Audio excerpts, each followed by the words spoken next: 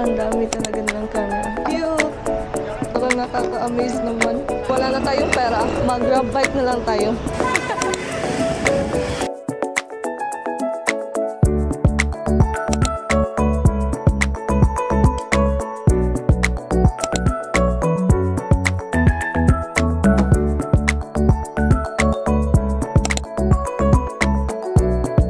Cheers, everyone!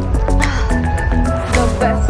Hey besties, it's officially my day 7 here in Ho Chi Minh and it's currently 11:24 AM. As usual guys, late breakfast ko na naman. Parang brunch ko na to. So I'm currently here lang sa Matsuya.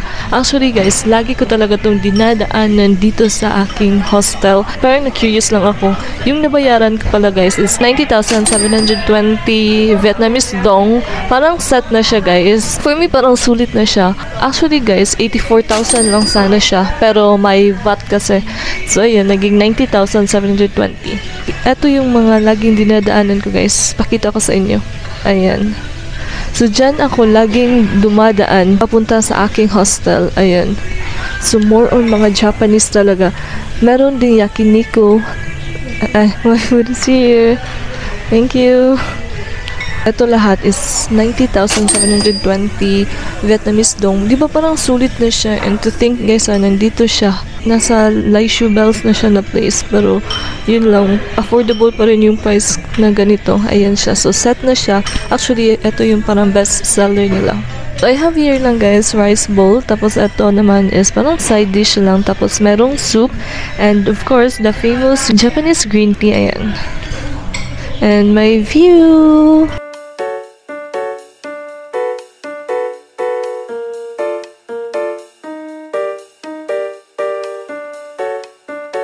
Actually guys, parang week-sari ko na pala dito sa Ho Chi Minh. So this is my week-sari celebration of being a first-timer na solo traveler. Char. Natagumpayan to. Go siya, si kaya mo to.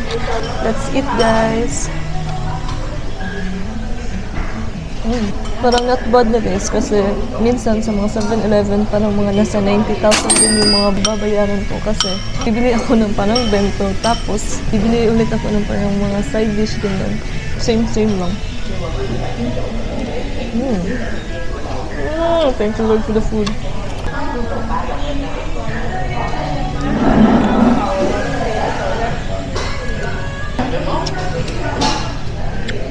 Ngayon pala guys, plan kong pumunta sa parang film siya na bilihan ng mga digi-camera. Nasa District 1 na yata. Yung name nun is Camera Duok. Camera Duok. I don't know if I pronounce it correctly ha. Parang doon siya guys. Wala lang, try ko lang. Baka may makita ko na 1,000 pesos na camera doon. Digicam yung target to guys. Hopefully meron ako makita doon. Ever may rule bibili tayo. Sana may mga 1,000 pesos lang.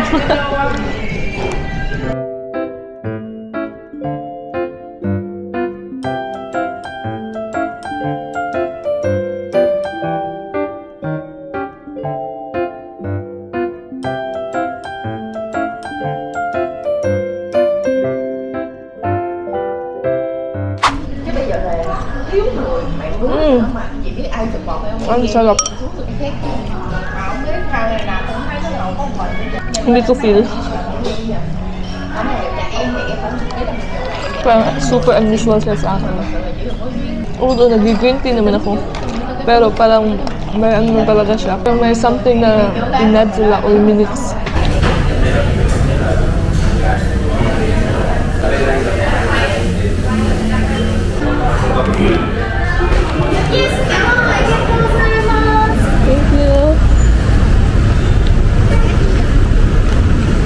Actually, dito ako kumakain guys. Ayan. Matsuya. Ayan. So, ito talaga yung neighborhood ko. Ayan. Diba? So pretty. Yung hostel ko pala is malapit siya sa parang mga working hub dito. Building siya kung saan most local is dyan nagtatrabaho. Meron yung Shopee. Ngayon, it's lunch break sa mga tao dito. Kaya medyo punuan din yung ibang stores. Yung pagkalabas ko, since 12:10 na kasi ngayon, yung mga trabahante dito is lunch break na. Kaya ayan guys, tingnan nyo. Ayan, yung ganyan, diba? Kung sa atin ba, parang nasa ano siya, parang pungko-pungko or something like carinderia. Like, tingnan nyo doon, ganyan. Diba? Kasi guys, I believe yan yung parang building yan kung sa atin parang may call center, ganyan. Feeling ko nandyan din yung Shopee nila na working hub. Right now guys, is nagantay na lang ako ng aking grab car. So going na ako sa Camera Duo. Doon ako pupunta ngayon guys kasi maghahanap ako ng DG camera. Hopefully merong mura. If wala, de autopass. Since within District 1 lang naman, so medyo lang, malapit lang. And then, yung babayaran ko is 30,000 Vietnamese dong. So, most likely talaga guys, if you are within District 1, yung mga, ko lang talaga, yung mga grab car ko na payment is nasa, mga nasa 30,000. Depende if parang kung rush hour, ganyan. May times din na magiging 40 siya, ganyan. Pero if within talaga sa District 1 lang, yung na-observe ko, nasa 30,000 Vietnamese dong lang yung bayad. So, mura talaga siya guys. Especially if meron pa kayong kahati. Yan guys. Like for example, dalawa kayo or tatlo. Imagine 30,000 Vietnamese dong. Ihati nyo pa. Di ba? So, ganyan kamura dito.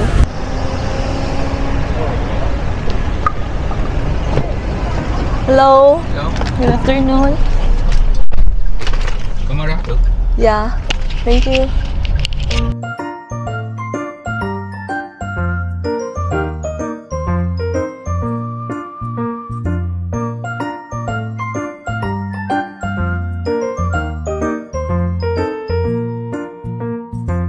So, I finally made it here na sa Camera Duo. And, ayan. So, ito yung forma ng store, guys. Tingnan mo. Somewhere here lang. Ayan. Sobrang dami talaga nilang camera. Actually, guys, nakita ko lang to sa TikTok. Ayan. Cute! Parang nakaka-amaze naman. Actually, they accept card daw.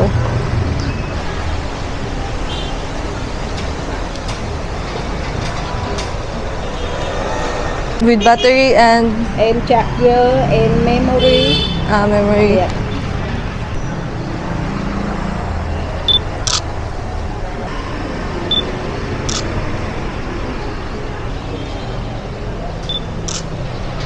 Actually guys, parang ito yung nagustuhan ko.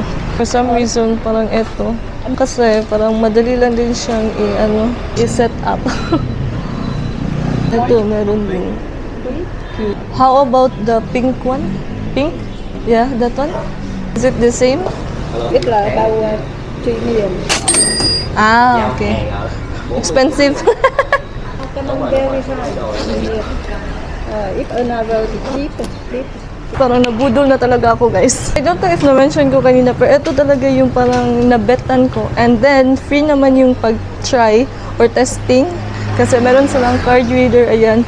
And sobrang ganda ng picture guys, as in. Sobrang ganda. Feeling ko ito na. Tapos ito siya guys, Ayan. Ito yung kuha niya guys, Ayan. For some reason, sobrang ganda niya talaga, as in. Ayan. Diba? Kaya parang ito na yun guys. Finally guys, nabili ko na yung camera na gustong-gusto ko talaga. Ito na siya! Oh my god, parang ito na yung pinaka na binili ko dito sa Ho Chi Minh. And diba guys, supposedly pupunta ako ng Cambodia, pero for some reason hindi siya natuloy kasi nga diba parang it's not safe to go there daw sa Cambodia. So yung budget na lang for Cambodia, binili ko na lang ng camera guys to justify. Binili ko na lang ng camera guys. And I'm so happy. And sana magdagal to sa akin guys. Kasi diba guys, it's a used camera kasi nga parang DG camera. So nabili ko siya for 2 million Vietnamese dong. And then they accept card guys and cash or card siya. And right now guys, on the way na ako sa parang siyang Ghibli studio. I know Ghibli kind of cafe guys. Name ng cafe na yun is Nyan Thai Cat Cafe. And since nakabili ako ng camera guys, hindi na tayo mag-grab car. Mag-grab bike na lang tayo guys kasi wala na tayong pera. Pero, so, ang cute ng ano dito guys. Tingnan nyo. Katabi ng camera. Ayan pala yung name guys, oh.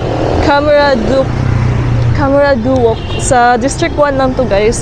I highly suggest guys if you are planning to buy a DG camera tapos nandito kayo sa Ho Chi Minh, ayan, try to check this one guys. Sobrang sulit or parang reasonable yung price nila. And ito siya, katabi niya is Hu Gelato. Ayun, and sobrang cute lang. Ayan, di ba? Sobrang friendly ni ate guys, yung nag-assist sa akin. Actually, parang ano na siya, nanay, ganyan, something like that.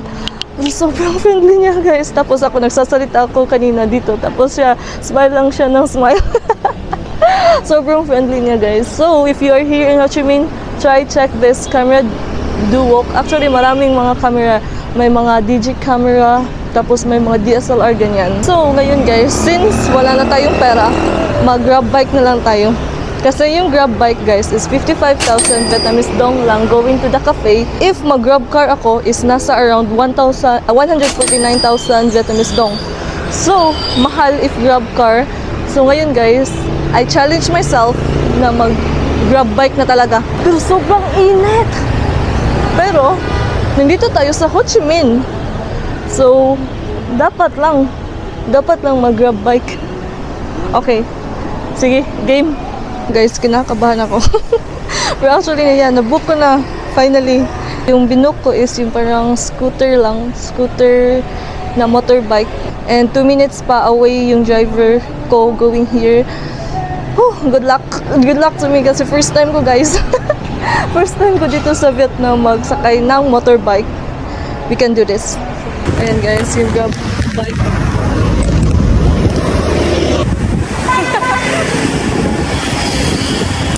Okay, John. Thank you. Okay, let's go. Okay. Yes. Careful.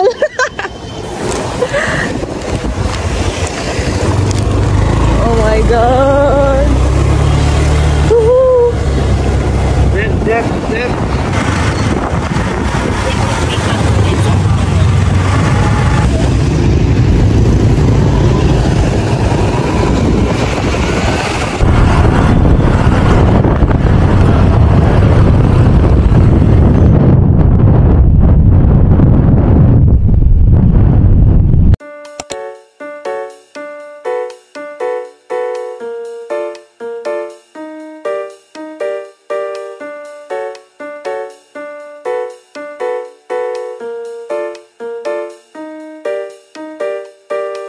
Finally made it here na sa Nyan Thai Cat Cafe. Sobrang layo pala niya guys sa District 1.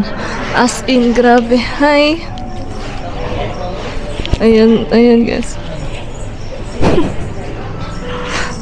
Sobrang layo pala niya guys. Imagine, nag-motorbike ako. Tanghaling tapat. And ano siya guys, mga 30 minutes dun yung biyahe niya guys. As in. And then, to think guys, wala pa yung traffic. At first, sobrang enjoy ako. And then, habang tumatagal, parang, what? I didn't expect kasi guys na ganun pala siya kalayo. Parang, I don't know, saan ba to eh? Parang malapit na rin yata ito sa airport or I don't know. Mostly sa mga nandito guys is mga local lang talaga. In all fairness, ano lang talaga siya, cat cafe talaga siya. And then sa labas parang meron lang yung Ghibli na studio something yung decoration niya. Yung bayad pala dito is 79,000 Vietnamese dong. Ano siya, parang buffet siya, something like that. Pero yung ano lang dito guys is mga light snacks lang. Tapos merong drinks. Ayan guys, oh, yung mga different kinds of cats.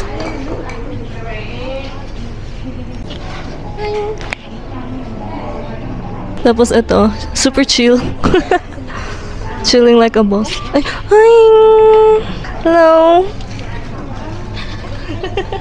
Actually guys, I'm not really into cats, pero cute naman. Hi! Hello! I love the eyes. Tapos ito ba, yung isa.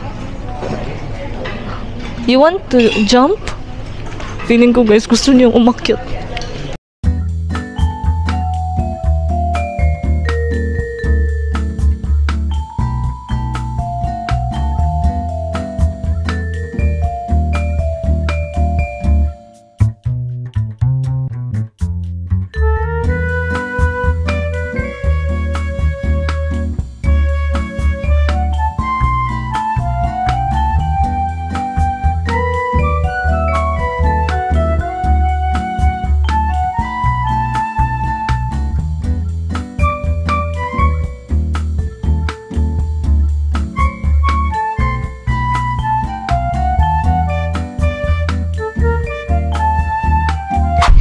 is I'm back again sa grab car, and apparently guys, tapos na ako doon, and sobrang layo talaga niya from District 1. 8 kilometer yata siya. If you are a tourist talaga, parang I don't recommend going here kasi wala kang masyadong gagawin. Actually, parang cafe lang talaga siya. Yung babayaran mo 79,000 Vietnamese dong, pero meron na siyang light snacks, tapos may mga drinks like soft drinks, ganyan lang.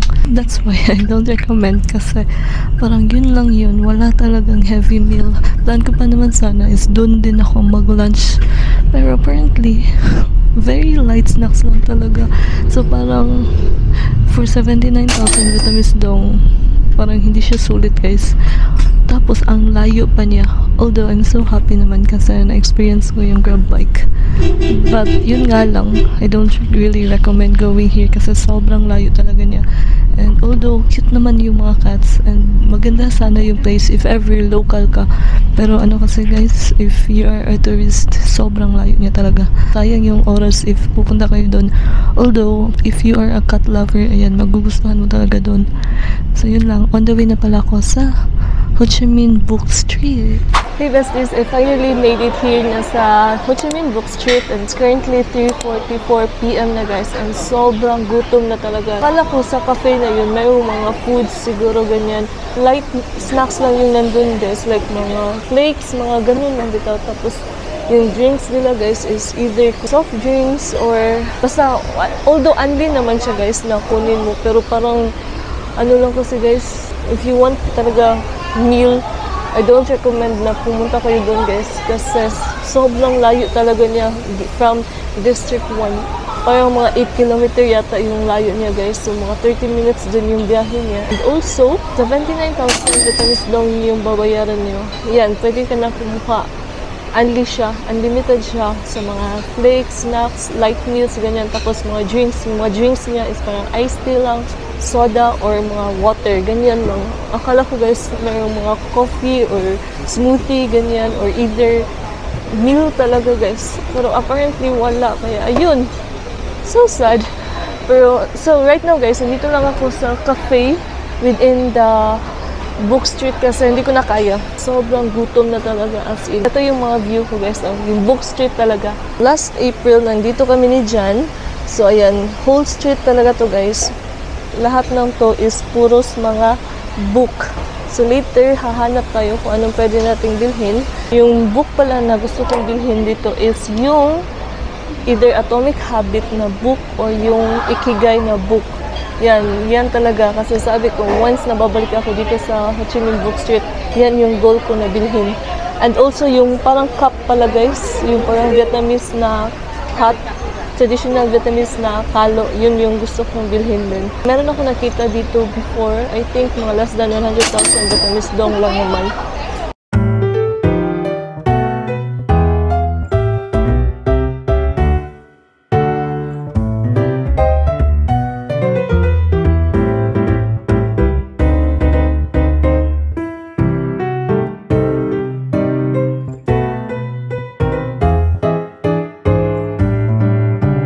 I'm finally done eating guys, and mag-explore na ulit tayo dito sa Ho Chi Minh Book Street. So ito yung makikita nyo guys, ayan, from there over there, yan, Book Street yan. Actually guys, dito pala, mayroon palang sa center bitaw guys, is merong mga mag-drawing sa inyo. So I guess per person is 150,000 Vietnamese dong yata if magpapaguhit ka sa sarili ninyo. Medyo mahal, 330,000 Vietnamese dong.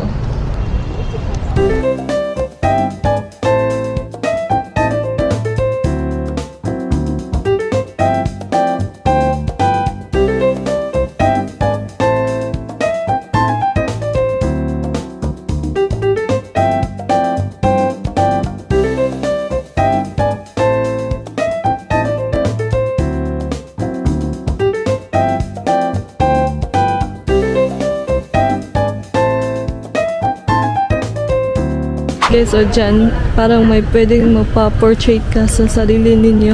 Ayan, yung A5 na size is I think 150,000 per person yan. Parang ganito guys, o tingnan nyo. Diba? So cute.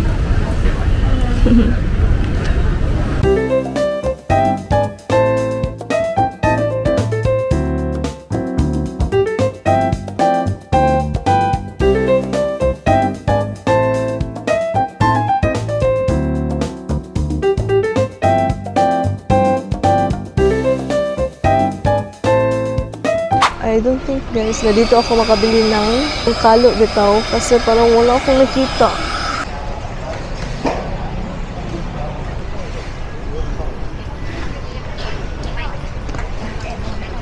Ayun siya guys. Atomic Habit.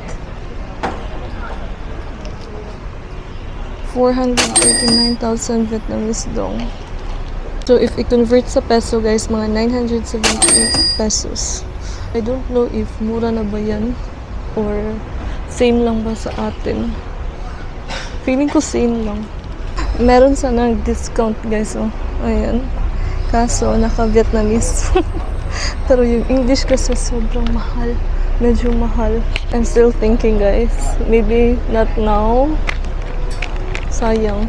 Ito pala guys, oh, yan, ganyan na hat yung gusto kong bilhin. Kaso, hindi ganyan na design.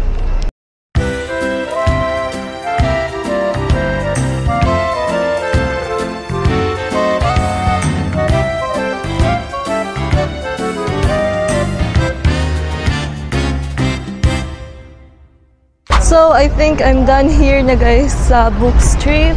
Ayan, so eto pa yung iba't ibang makikita nyo sa labas guys. Ayan. Mga parang postcard yata daw, something like that. Or ready din for pasalubong. Ayan siya. Sa Book Street guys, katapat nga is eto na yung Notre Dame Cathedral. And then, eto na agad-agad yung post office. So, di ba guys, ganyan lang kalapit lahat. Pero parang maingay ngayon guys. I don't know, parang may party, something like that. So guys, bili muna ako ng sugarcane kasi parang ito din isa sa na-miss ko talaga dito sa Ho Chi Minh. I remember, dito kami bumili ni Jan eh. Yung first try talaga namin ng sugarcane. How much? 30,000. Eto guys, oh, grabe. Amazed na amazed talaga kami dito last April. Kasi first time. Sobrang sikat talaga nito. Yung sugarcane dito sa Saigon. So, 30,000 Vietnamese dong. Ayan siya. 30? Thank you. And guys, cheers everyone. The best. Grabe. Sobrang sarap guys, as in. Ayan guys, oh, parang may event dito. Ayan. Ano kaya ang nandito? Ay, since nag-order ako nito, for sure hindi ako papasukin kasi bawal ang foods and drinks dyan sa post office. Oh my goodness, I forgot.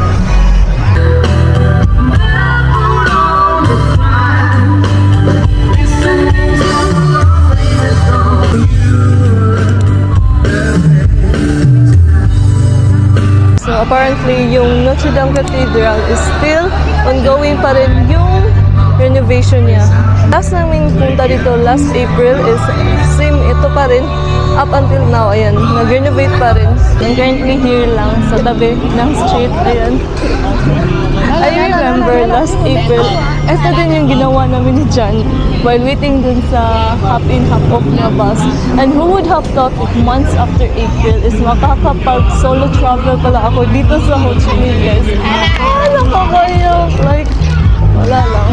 Tapos it's our first Pixari here in Ho Chi Minh guys. Kasi Dumating ako dito sa Ho Chi Minh last Monday. And right now is Monday also. So yan, wala lang, nakakaiyak. Nakakasanti. Tapos may kanta pa doon, no? Lalo nakakasanti. Sa post office pala guys, feeling ko hindi na lang ako pupunta doon sa loob. Kasi nakasulat na naman ako ng letter for myself.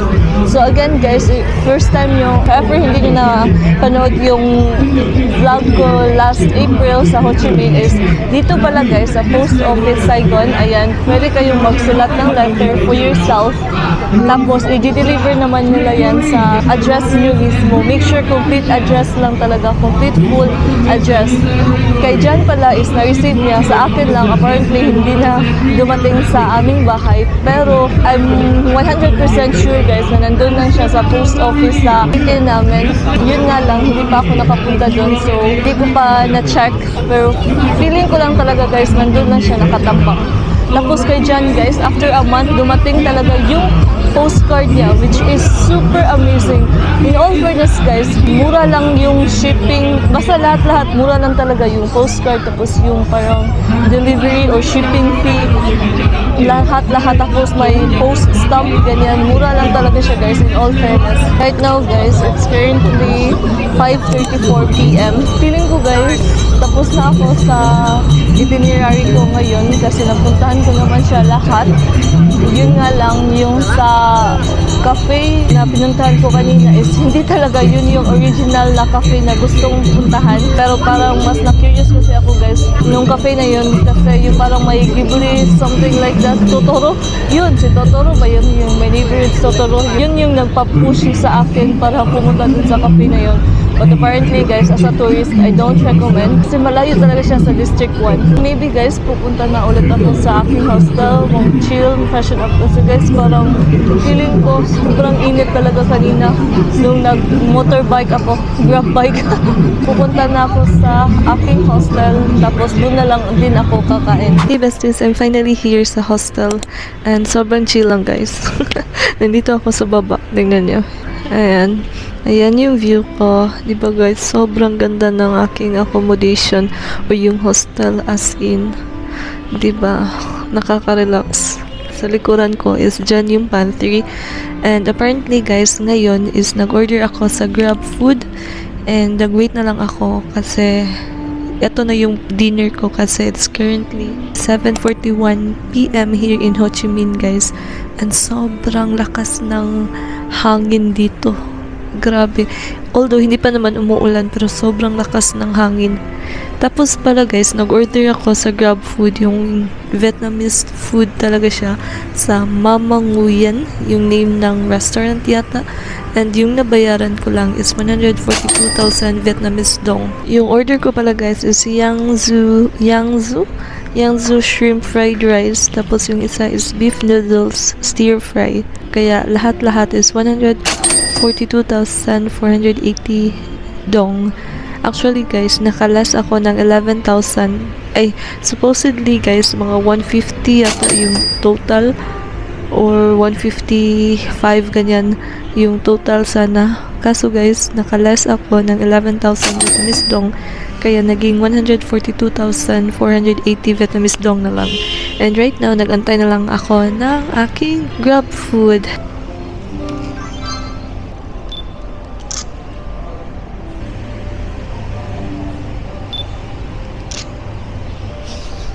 Nagdugdog na karon guys. Scary. Good thing nandito ako sa loob na ngayon. Aking Digicam guys, I super love it. Guys, as in sobrang ganda ng kuha. Yung battery niya is hindi na yung original. And apparently, yung charger niya is ano siya, parang yung universal charger, something like that, hindi yung may cord. So yun lang. Try ko pa kung ano yung kalabasan nito.